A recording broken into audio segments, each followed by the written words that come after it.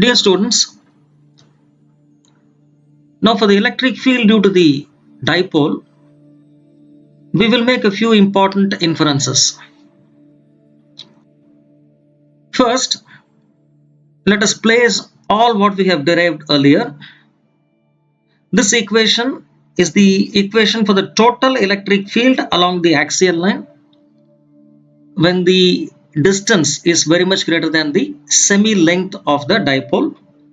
This one is for the total electric field of the equatorial plane, and this equation is for the point charge. The first important inference or conclusion is that you can compare these two equations, compare their magnitude part alone. So this will be 1 by 4 pi epsilon naught 2p divided by r cube. This will be 1 by 4 pi epsilon naught p by r cube. I talk about only the magnitude and not the direction part. For r very much greater than a, the magnitude of the total electric field along the axial line, you can see here, is 2 times this equation or this value. So it's 2 times the magnitude of total electric field along the equatorial plane. But of course the direction is opposite, isn't it? So they are oppositely directed. So this is the first and obvious conclusion. The second one is regarding the variable part of the two equations.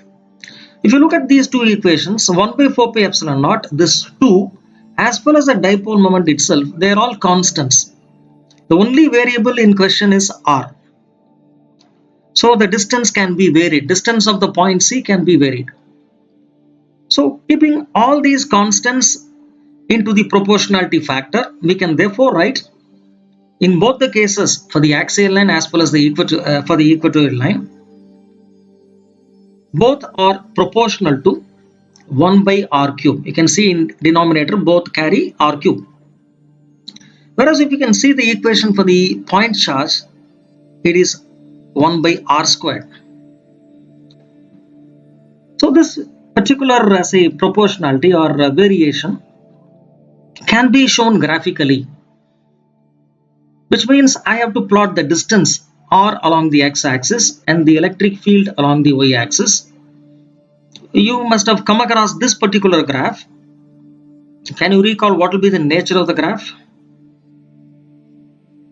Yes, it is a rectangular hyperbola. So we will also now draw the other one and then see, is there any difference between these two graphs? Obviously there should be some difference. So the blue color curve represents this one, that is for the dipole. That is 1 by r cube variation. The other one, that is the 1 by r squared variation. And the red one is the one that represents for the dipole, which is 1 by r cube. Note a few things in the diagram or graph. You can see here both the graphs should meet the y-axis at infinity. They are asymptotes here. Asymptotically they meet the y-axis at infinity. This should be easily understandable because if you put 0 in the denominator in both the cases, the value should be infinity. But you can see that the blue color curve, that is for the point charge, this curve is actually closer to the y-axis. So it is closer to the y-axis and then drops steadily. And as you can see here, it reaches the x-axis little more slowly. So the gap here is wider. Whereas in the case of the dipole, there is a red color curve. It is a little away from the y-axis as it begins. So when the r is very less, it's a little away from the y-axis. And then as you can see here along the larger r values, it falls more steeply than the point charge variation and then asymptotically reaches the x-axis. So that is the curve, and this curve is a very important one. This comparison may be asked in, say, competitive examinations. The final important inference is that we talk about the point dipole. You know, the distance 2a between the say two charges that represent a dipole is already a very small one. But if you consider the 2a to be almost 0, which means the 2 point charges are not at all separate, they are in the same point. But of course, you know, this quantity 2a cube, which represents dipole moment, if you put 2a as 0 itself equal to 0, the answer will then be 0. So it is not at all a dipole then. But if you consider that to be very nearly 0, it's almost negligible. But the Q itself, the magnitude of both the charges is extremely large, that is almost infinity. Then the product of these two numbers, of course, is a finite number. It is neither 0 nor infinity, it's a finite number. This kind of a dipole is called a point dipole. Okay. And for a point dipole, this expression, that is 1 by 4 pi epsilon naught 2p by r cube or 2p vector by r cube, as well as minus this expression, these two expressions are true for any distance r. Remember, we have written these two expressions only for a condition r being very much larger than a.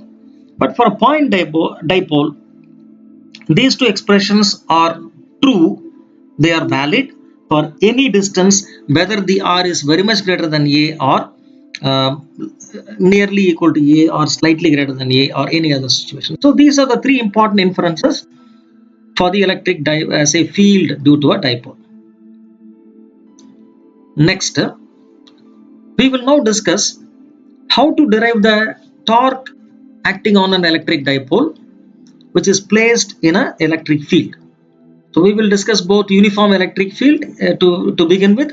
Later on we will do the derivation or conclusion for non-uniform electric field. So this diagram here represents a uniform electric field indicated by parallel lines. This AB is the dipole here. So you can see here this charge will experience a force QE, and this formula comes from our expression for electric field, E is equal to F by Q. So if you cross multiply, you should get F is equal to QE. And here, since the direction is opposite for this particular charge, the force direction, this is minus QE vector. And you also know that the dipole moment vector is from negative minus Q to plus Q. And the angle that the dipole, which is now placed in the say electric field, is theta with the electric field. Now what is torque? So basically torque is nothing but rotating effect of a force, and by definition mathematically we say tau vector, torque is r cap or r vector rather cross F vector. So it's a cross product of two vectors where the r vector is called the position vector, which means we have to find out the distance of the point where the force acts from the origin or from any reference point. In our diagram, we will consider the O as the reference point, and there are two forces acting here. So we have written there are two forces, they make up say two torques. So the total has to be found out, that is called the net torque on the dipole. So tau vector therefore is equal to the first force, that is QE, is at a distance OA, this one OA. So this minus QE is at a distance OA from the center or reference point. So OA vector, this is the position vector, cross minus QE vector, plus the second one is at a distance OB vector. So OB vector cross QE vector. Now you must know how to find the direction of the cross product of two vectors. So herein we have used two methods. The first one is called right hand screw rule, and the second one is called right hand palm rule or thumb rule. I will explain this one. This is actually easier to follow in certain cases. In certain orientations, this will be somewhat comfortable. So we will go with this one. Supposing I need to find out the cross product, direction of cross product of two vectors, namely A and B. They are located as here and here. In the original diagram, the two vectors may be located in different places, but you should first try to bring them and place them in the same location. That is, they should have a common intersecting point. Now, imagine that you are placing a screw at the point of intersection. Here is where I place the screw. Already it is here. So let me imagine that I am placing a screw over here at the intersection of the two vectors, namely A and B. Now, what I do is I imagine that I draw an arc, an imaginary arc from the first vector to the second vector. So you can see the direction of the imaginary arc. So from A to B. Now if I rotate the screw in the direction indicated by the arc, so if I rotate the screw in this direction like this, so if I rotate the screw like this, the screw's direction, the screw will advance, isn't it? If I have a screw here and then rotate it like this in this direction, if I rotate it like this, the screw will move upwards, isn't it? In this direction, the screw will advance. That will be the direction of the A cross B vector. On the other hand, if I have to find out B vector cross A vector, then the arc in question will be from B to A. The first one to second one, B to A. Then the screw has to be rotated in this direction. We can say clockwise. So if I rotate the screw in the clockwise direction, the screw will go down like this or come down. That will be the direction of the B vector cross A vector. So this is how I apply right hand screw rule. In our say situation, if I can apply it here in our situation,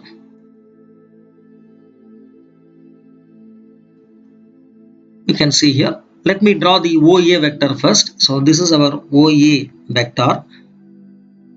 Sorry. So OA goes like this. And then the QE. So let me place the QE over here, both to be in the same point of intersection. So the arc has to be now drawn like this. So this is the arc, isn't it? So if I rotate the screw, imaginary screw is placed over here. Imagine that the screw is say placed perpendicular to this plane. It is not in this plane, it is not lying on the plane, it is perpendicular to the plane. And if I rotate it clockwise, so if I rotate the screw in this direction clockwise, what will happen to the screw? Say screw will advance and it will move into the paper. So the torque is therefore into this paper. The same applies for the other say OA vector cross minus QE vector also. So both are pointing into the paper. Both the torques will get added, isn't it? Okay. So for the calculation part, I will only calculate the magnitude of the net torque. So OA vector cap, say modulus, into minus QE vectors modulus sine theta plus the other one OB into QE into sine theta. Because you must know a cross product, if I write the magnitude of the cross product, it is R into F into sine theta. So the same is applied over here. Obviously OA, the distance OA here as well as the distance OB, they are A. So here it is a A, and of course you remove the minus over here and put only the magnitude part QE. So we have a QE sine theta, another A and QE sine theta here. Therefore the total is 2A QE sine theta. We can pick the 2AQ separately So it's 2aq E sin theta, and you must know that the 2aq is basically P, and therefore the answer is PE sin theta. So we can write the answer for this over here as equal to, this is P, so it's P,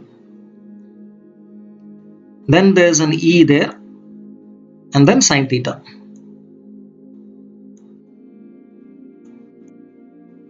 So we have a PE sin theta over here.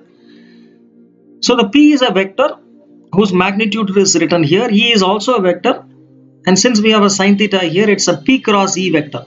So the tau basically is P cross E. So that's what I have written here. And two important conclusions can be made over here. The first one is when theta is maximum, when theta is 90. So when the theta is 90, if I substitute it over here, sin 90 is the maximum value that you can get, and therefore the torque will be maximum.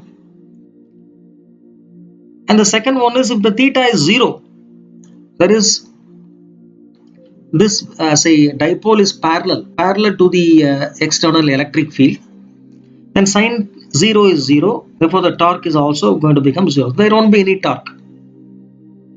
So these are the important conclusions. And finally, what if the electric field itself is not uniform?